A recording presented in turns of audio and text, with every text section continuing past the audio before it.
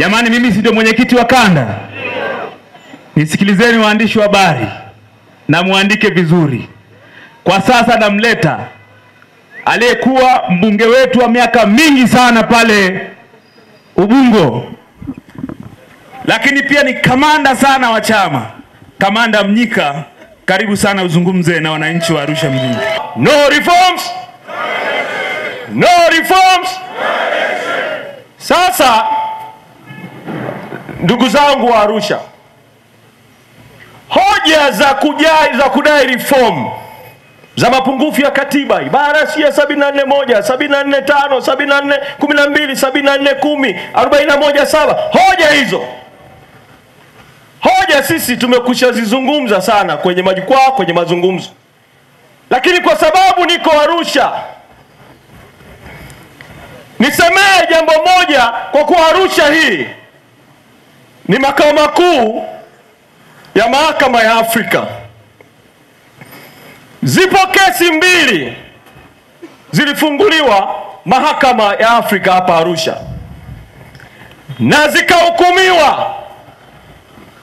Moja ilifunguliwa zamani sana wakati Mtikila akiwa hai, mwaka 2013, uamuzi ukatoka mahakama ya Afrika hapa, kesi ya mgombea binafsi. Tanzania ikaagizwa toka mwaka 2013 irekebishe katiba kama sehemu ya kufanya uchaguzi kuwa huru na haki, iingize haki ya wagombea binafsi. Serikali ya Tanzania miaka yote imepuuza kesi ambayo Mtikila alikuwa mbele, lakini nyuma yake walikuwa wanaharakati. Ikafunguliwa kesi nyingine miaka ya karibuni, ikasema kwamba katiba ya Tanzania kifungu kinachosema matokeo ya urais hayawezi kuhojiwa mahakamani ni kinyume na mikataba ya Afrika ya utawala, ya haki, ya uchaguzi. Tanzania ikapewa mwaka mmoja irekebishe katiba, wanaharakati wakiwa mstari wa mbele. Sasa mimi niko hapa Arusha, nimemsikia rais akisema wanaharakati wakae mbali, wanaharakati wa Kenya wakae mbali, wanaharakati wa Tanzania wakae mbali. Mimi nawaambia wanaharakati, mahali pa kumshika Rais Samia ni kurudi kwa haraka mahakama ya Afrika kukazia hukumu ili Tanzania ilazimishwe na mahakama uchaguzi usiendelee mpaka kwanza katiba irekebishwe. Na tukishaingia kwenye kurekebisha katiba, kutaka matokeo ya rais yahojiwe mahakamani, mgombea binafsi, huko napo tutashughulika na masuala ya tume na mambo mengine. Sasa rais amesema sana, kwa sababu tu wanaharakati wa Kenya walikuja Tanzania kwenye kesi ya Lissu. Anasema kuja kwenye kesi ile ya mtu anatumiwa kwa uhaini, kwamba wameingilia mambo ya ndani ya Tanzania. Nataka kumkumbusha Rais Samia na wapambe wake walioko hapa Arusha,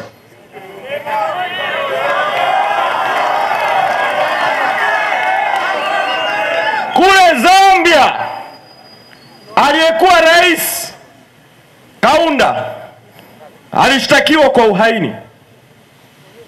Nyerere alitoka Tanzania akiwa rais mstaafu, akaenda Zambia kumpa shime Kaunda. Kaunda alikuwa ameweka mgomo wa kula chakula kwa sababu ya mazingira ya gerezani na mambo mengine. Nyerere akaenda kumunga mkono kule, akamwambia kula, mapambano yanaendelea. Sasa kama Nyerere alienda kumtetea mtu wa uhaini huko Zambia, Wakenya na wengine wana haki ya kuja hapa Tanzania, kwa sababu sisi wote ni familia moja ya Jumuiya ya Afrika Mashariki. Na makao makuu ya Jumuiya ya Afrika Mashariki yako hapa. Na bahati nzuri wanaharakati, wanasiasa tunatumia, kwa sababu hata mahakama ya Afrika Mashariki iko hapa. Mwaka 2019 kulifunguliwa kesi hapa. Baada ya kutungwa kwa sheria mbovu ya vyama vya siasa. Marekebisho yale yakampa mamlaka mabaya mabovu msajili wa vyama vya siasa.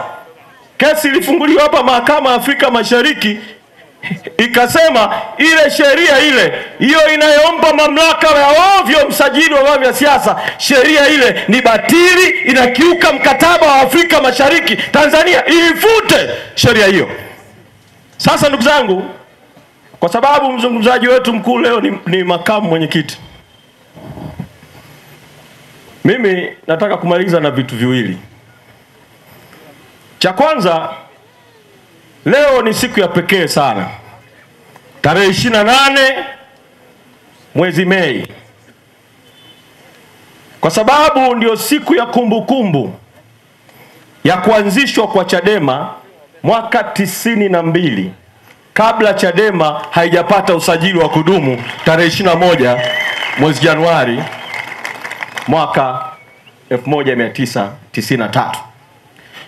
Makofi yenu yanaashiria kwamba leo ni siku ya pekee, na walioiasisi Chadema walifanya kazi nzuri sana. Tuwapongeze sana.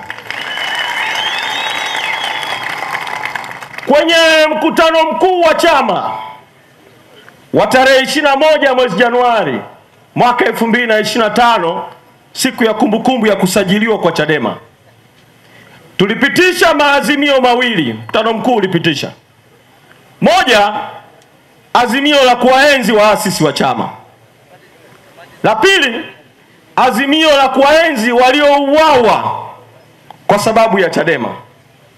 Kupitia siku hii ya pekee tarehe 28 mwezi Mei, naomba kupitia kwenu nitoe shukrani kwa kweli kwa waasisi watatu. Wako waasisi wengi, lakini waasisi watatu walioasisi Chadema: mwenyekiti Edwin Mtei ambaye ana makazi yake Arusha hapa Tengeru, tunamshukuru sana. Mwenyekiti hayati Bob Makani amezikwa Shinyanga pale, tunamshukuru sana.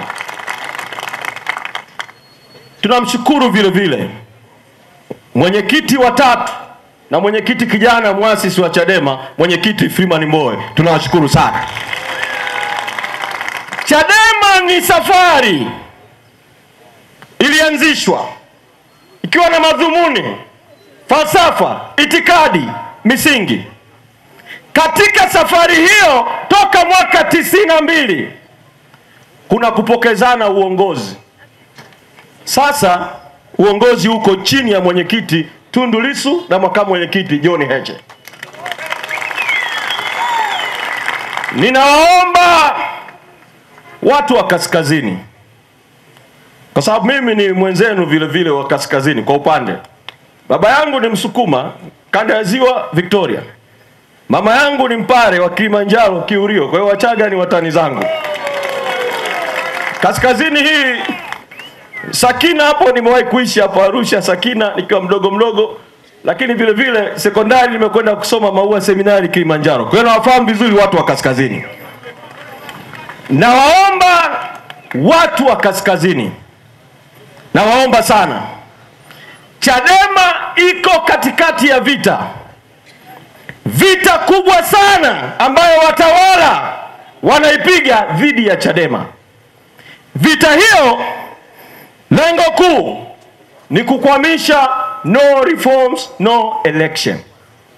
Vita hiyo tarehe 23 nilisema kwamba kuna mapigano kama 7 wanayapigana katika hiyo vita.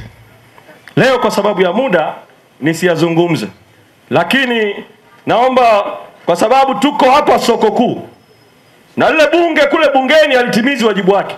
Yaani Mange Kimambi anaandika si watu wametoa siri dola milioni 26 za jeshi, bunge alijadili kule, anaandika wengine wanaleta nyaraka, bwana kuwa mkoa amejivikizia viwanja bilioni 1, bunge alijadili kule, sijui kimemo kimetolewa bilioni 15 wajadili, bunge limepoteza uhalali, si ndio?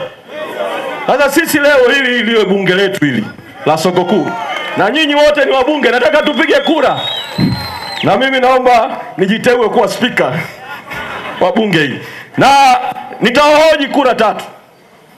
Kura ya kwanza nataka tuwahoji ili wapate kura ya wananchi, na wapiga picha mpige kura ya wananchi.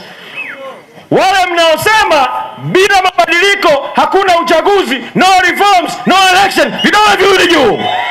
Vidole viwili juu.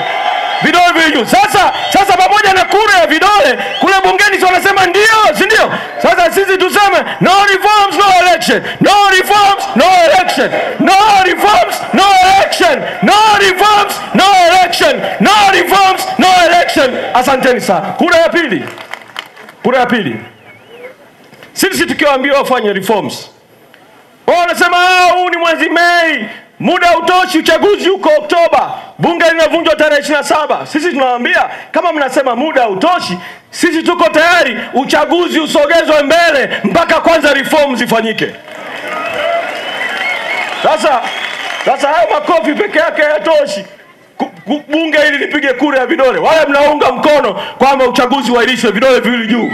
Uchaguzi uahirishwe, vidole viwili juu. Uchaguzi uahirishwe, vidole viwili juu.